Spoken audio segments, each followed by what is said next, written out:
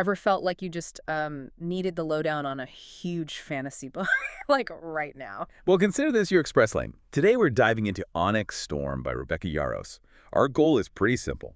Give you a solid deep dive, hit the crucial plot points, the character stuff, everything so you feel like you basically got it. Exactly. And what's really striking is how Yaros just throws you straight into this world that's, well, on the edge. The threats are immediate, they're internal. So, yeah, we'll boil down the key elements for you, get you right up to speed. Okay, so straight off the bat, things get intense.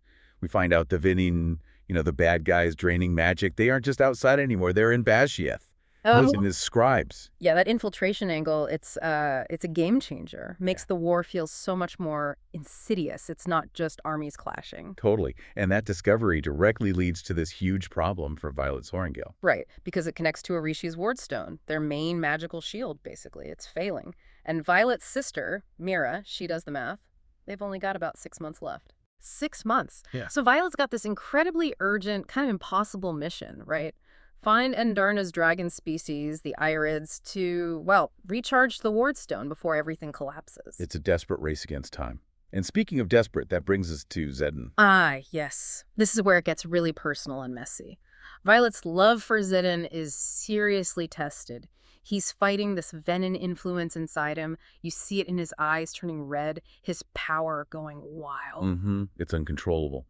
And Violet, her focus just shifts. It's not just the war anymore. She's absolutely consumed with finding some kind of cure for him. It really grounds the epic conflict in something very human, doesn't it? This desperate need to save one person. It absolutely does. Yeah. And Zedden's struggle, it sort of highlights the ultimate cost of this war, what it does to people, even the most powerful. Violet's drive to save him is central. But you also see the pressure elsewhere, like with Redoc, one of their squad mates, developing this terrifying new signet power. Oh, yeah. The freezing water inside someone.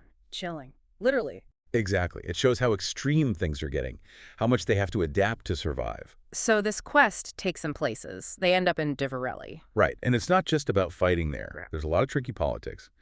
Violet even uses this specific herbal poison combo, Arrowmint and Tarsilla, Yeah. as leverage. Pretty clever, but also kind of dark. Definitely shows her navigating morally gray areas. But then they get to Umbrel, where Endarna's family, the Irids, are. And that's a huge turning point, emotionally and philosophically. The Irids are, Yeah. well, they're critical of humans. They see how humans use magic violently, and they view Andarna almost like a weapon. Which must be devastating for Endarna, and it leads her to choose her family over Violet in the fight, at least for now. Yeah, a really tough moment. And alongside all this external drama, Violet has her own internal bombshells. She finds out she has this new signet, dreamwalking. Dreamwalking, the ability to enter people's minds when they sleep. Wow. Exactly.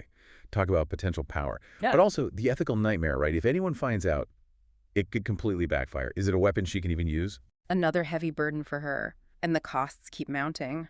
That battle at Dreyfus. Oh, that was brutal. Losing Traeger, another squad mate. Yeah. Just heartbreaking. But Violet, she channels that grief, that rage. She takes down a powerful maven, Theophany, all by herself How? with a Mayr-sight-tipped arrow. Explosive. An incredible but costly victory. So, wrapping things up, where does this leave everyone? Especially Violet and Xaden. Well, Adden's condition, the Venin influence, it creates this terrifying link. He actually tells her, killing me is the easiest way to kill you. The stakes couldn't be higher for their relationship. And the Irids basically said there's no cure for him, right? That's what they claim. But Violet, she's not giving up. She refuses to accept that. He's clinging to hope. So it leaves you wondering, doesn't it?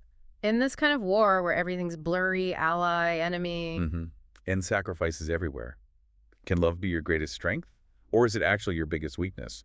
Especially when the person you love is, well, becoming the thing you're fighting against.